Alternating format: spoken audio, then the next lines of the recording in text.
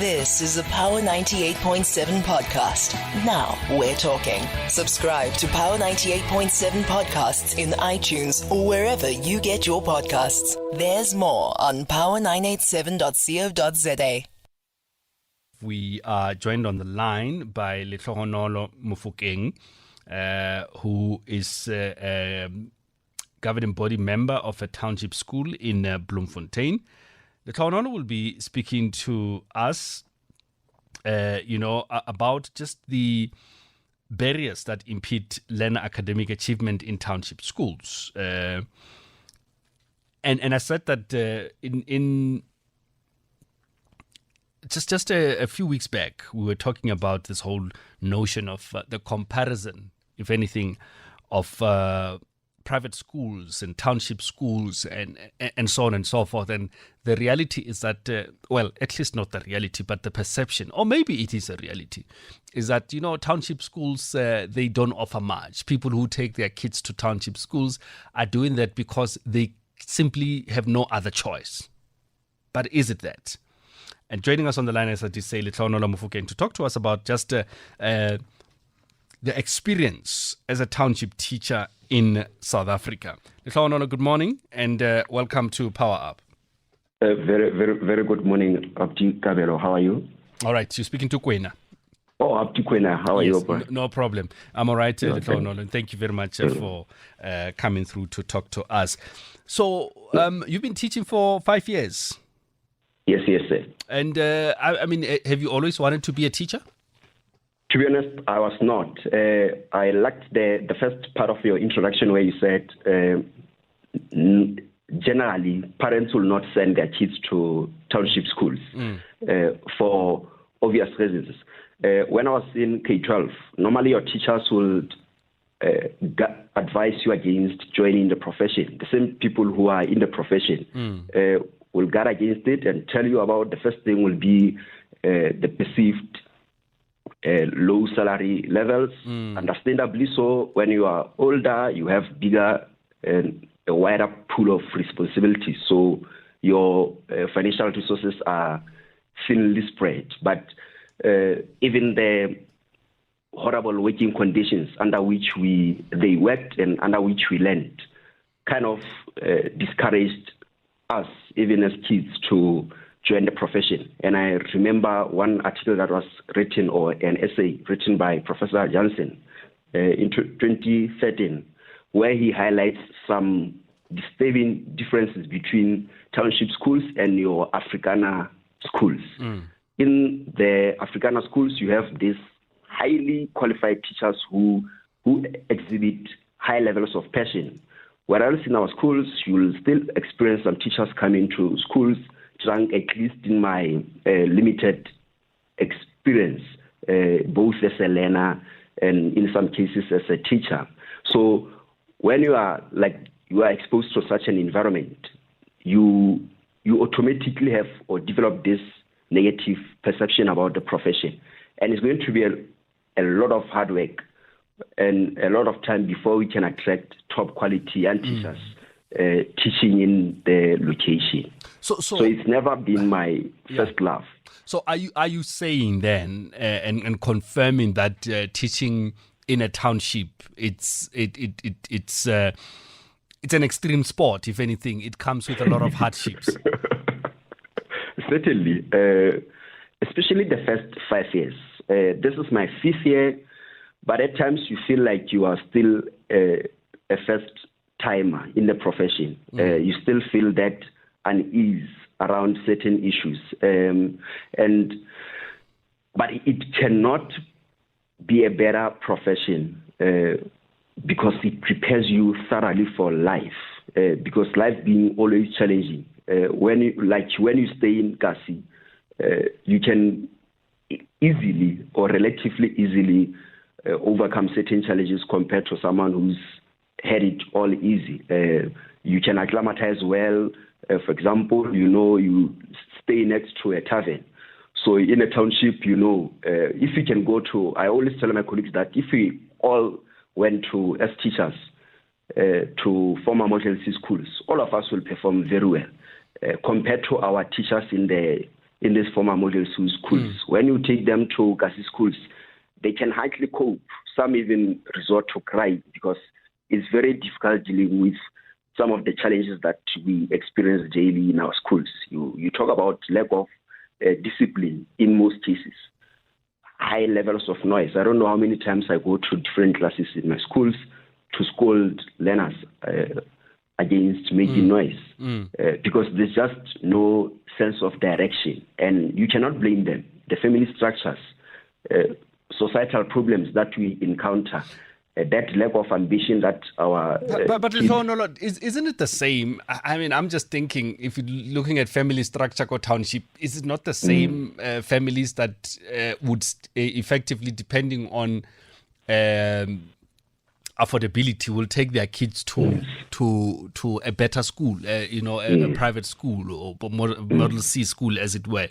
And why the reason I'm saying this is that the notion or perception of just things, whether it's the students or the teachers, because also and maybe something that you can speak to is that even the teachers go township schools. The perception is that you don't do much, you don't teach, you don't care because the system just doesn't work. But I want to understand the frustrations. Is it because generally that there's no support? Management-wise, physically, in terms of teaching tools, teaching aids, and just maybe general discipline. What are those key challenges that make it hard for you specifically as a teacher to do your job? Just yesterday, I was reflecting a lot on some of the challenges at my school. You have a school that is so small geographically. It's so small, yet you admit more learners than your resources can accommodate. And then as a teacher, the first thing that you ask yourself is, how am I going to cope with administrative burden that is already there? And now you add, like in the case of my school, we have 118 more learners than we had last year. But the number of teachers still remains the same. Then you ask yourself, what was the senior management thinking? What about the committee that is responsible for admitting learners? At the same time, they will tell you cannot deny kids access to schools if the school can accommodate them. But when you go to the district office, they will tell you cannot turn away learners, but they will never give you an alternative. They will never give you enough resources to be able to deal with the big numbers that you are facing. Yes. And then, but at the same time, I work in a school that is relatively privileged, so it can afford additional teachers, SGB teachers. But what I think is the critical problem, let's leave Minister of Basic Education out of this. But as principals, as teachers, your SMT, school management teams, what is it that we do in our own spaces to ensure that our schools become your beacons of hope? How do we ensure that they compete with the best of the best, even in the world? It starts with us being visionaries. And I've had harsh experiences as a young teacher with my own master's degree. And when you come, you are told you are too ambitious. So instead of being a teacher, you should go to universities to teach. It's like when you have these high qualifications, the only place you can thrive in is in other spaces, but schools. And it's a sad reality. It's as if you are there to compete or to show off. But we need more highly ambitious and capable teachers in our township schools and rural schools to show these kids the other part of life that they have not been exposed to. But that will also depend on your politicians. What is it that they do intentionally to make their profession attractive and appealing to young teachers? And it's a long way to go before we can get to that level. How do we ensure that we attract also the right kind of teachers into the profession? You have teaching as a qualification is one of the least competitive programs And how do we get that right? You see at varsities, your accountancy students, your medical students take pride in what they do because, number one, they were top students in their high schools. They got great marks and they were highly ambitious. That's why they got admitted into these highly competitive programs. But in teaching, you get someone who also got low levels in the subjects that they teach. Teaching the same subject, you get level 3 or 40% in mathematics. And then because you can't be admitted into other program, you see teaching as the first line of defense. So, and it becomes easier because they can admit you with such low marks. And then you're expected to teach the same subject in high school. How are you going to be a top teacher who never mastered the subject as a learner? And even at varsity, the learning culture, you never made sure that you recover those lost years. We are in conversation with Lehlohonolo Mofokeng, talking to us about just the experience of teaching at a township school and just the challenges there of 0861 987 000, tweets at PowerFM 987 or directly at Marara Moabelo. Share with us your experience. As I did say that we have spoken about this, and the perception from many people is that, look, it's a question of privilege. Township schools just does not have the resources. Obri on Twitter, Koena Satu is a problem in our township schools. They hire principals. DBE is powerless. Lehlohonolo, would you agree? I wouldn't fully agree. Mm-hmm. But what I can just bear testament to is your SATU is very highly politically influential. So as teachers, we normally say SATU is just a replica of the ruling party. You get the same people who are part of your branch executive committees. Later on, you find this person being your chief education specialist, for example, from being a politician to being a bureaucrat. And then you kind of wonder, if this person serves in this position, whereas they were on our side before, how are they going to now change heads? So it means you joined the SATU because you wanted to be promoted. So SATU, it's more about politics, not about the actual teaching itself. Yeah. In the 5 years that I've been in the profession, I've never attended the SATU workshop on content knowledge. All that you hear is the working conditions. It's fine. But what about the critical aspects? We pay membership fees for SATU, but they never give out bursaries for teachers to upskill themselves. And then you wonder, where is their focus? All right. We're going to take a few calls and comments. Let's start in Soweto. Nomsa? Morning, how are you? Good, and you, Nomsa? Good, thank you. And good morning to your guest. I wanted to ask your guest a question. First of all, I heard him when he was speaking about the thing where they allow too many learners into school, and the argument being all learners need to access school. All learners need to access education. That's what they're there for. And accessing school and accessing information are two different things. And you need to ensure that teachers are able to enable learners to access education. And if the classroom is overcrowded, it becomes very difficult to do that. So it's defeating itself. Then the caller spoke about teachers, the profession itself, and how to improve how teachers perform. And I thought to myself, and I want to ask him, what does he think about rewarding performance? So yes, we know that the profession might not pay extremely well, but what about if the government were to look into a model whereby performance was rewarded? So if you're a teacher who has learners who went and wrote, I don't know if it's called the state fed or what it is for math and science, but if you had learners that performed there, and then that was rewarded, so the government became in the habit of rewarding good behavior. would that be something that would be of benefit to teachers? Thank you. Okay. Nono? No, thank you for that, Nomsa. I think regarding rewarding, it can work, it cannot work. Let's first get to the root cause of the problem. Is it that teachers are demotivated? I'll say yes. Do teachers love to be rewarded? Absolutely yes. It's a human need. It's about identifying what is it that you can reward them with. What I've experienced is teachers love money. You give them money, they get excited. Well, I guess every person who works would want to get some sort of reward. Yes. Yes. But I don't think it can work. I'll just expand on this by drawing from my personal experience.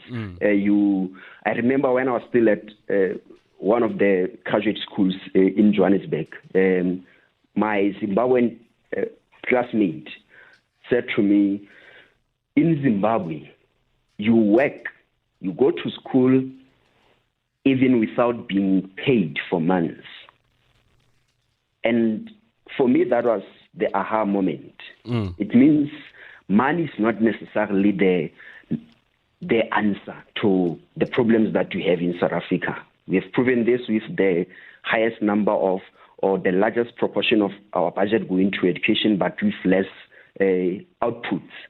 So it clearly shows there are systematic problems and gaps that exist in the system and that really need our attention. So it's about getting people with the highest levels of motivation who understand that teaching is more of a calling than anything else.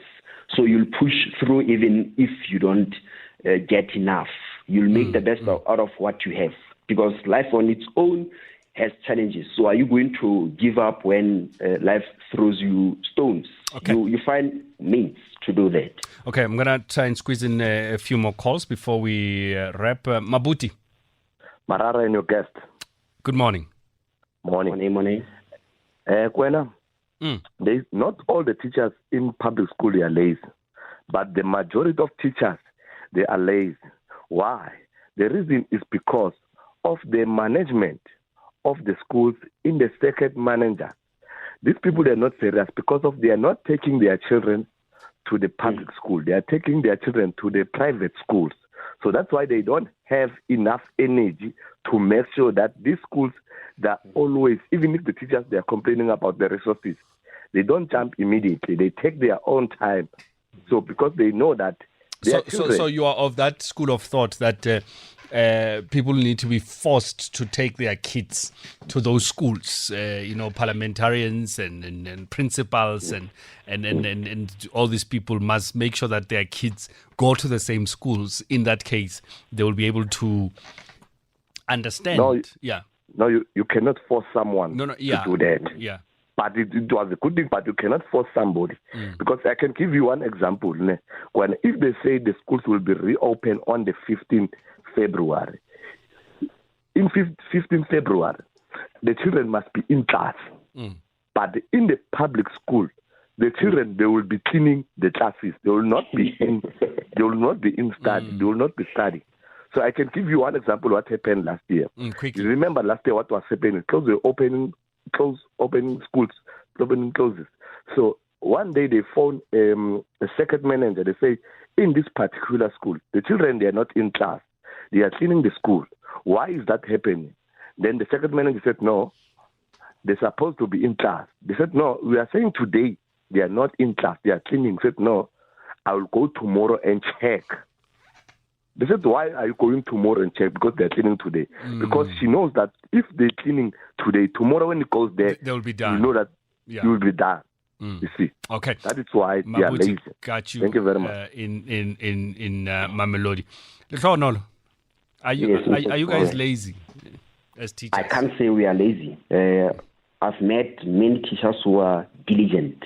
If teachers were lazy and less committed, I would say they wouldn't go the extra mile that they take in offering extra classes for which we are not paid.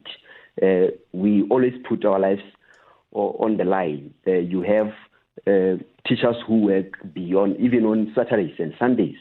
And we know very well that should anything happen during those days, that you are not legally supposed to be there. The department is going to be against you. They will tell you, you knew very well that you are paid for 7 hours. But at the same time, the same people who say we should go extra mile, we should offer extra classes.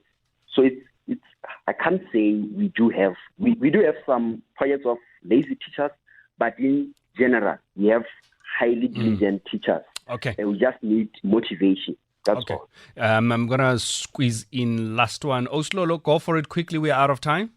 Okay, thank you. Morning. Morning. In township schools, we must work for having the best teacher placed at the lowest grade so that we build a strong foundation, not at matric level. It's too late for that. And then we must also have in-service trainings that we used to have in the olden days. And a teacher must master the content that she teaches. Without mastering the content, you'll never make it. Thank you. Thank you, Oslolo in Rockville. A quick response there as we close. Oslolo has hit it right on the head. I think I don't want to even expand on it. Okay. So in conclusion then, from your side, what needs to happen? Is it just about the support to make things better for township teachers? More support, more collaboration. As teachers, we compete than collaborate. And that is partly because of political intervention. You have schools that are rewarded for popcorn cooked results, matric results. So schools compete than sharing whatever that they have. And why do you blame them? Because they are going to be punished. You're punished by being deprived of promotions if you don't perform. Fairly so, but you cannot do much without support. So we need more support from the district, let alone your minister or any other person. But at the lowest level of accountability, how do you ensure that you capacitate your teachers, give them more exposure to novel ideas, show them that you are part of them, not against them? So it's a whole lot of things that have to be gotten right before we can actually say we are right up there with the best of the best. But it will take time, attract highly qualified teachers. And also, these young kids who are part of us, let's encourage them to join the profession. And how do you encourage them? You encourage them by being an exemplary person. Show them that you know your stuff. Master the content. Have confidence. Let them see excellence in you. And once they see excellence in you, they will also fall into the path that you have taken, because they will say, teacher so-and-so had this thing in them, and now I want to be like them. And what will be a better way to show that teaching is not for dummies if you attract more top quality and teachers? Fantastic. Lekhlona Mofokeng, thank you very much for coming through to talk to us. Appreciate it. Thank you so much. You've been listening to a Power 98.7 podcast. For more podcasts, visit power987.co.za or subscribe wherever you get your podcasts.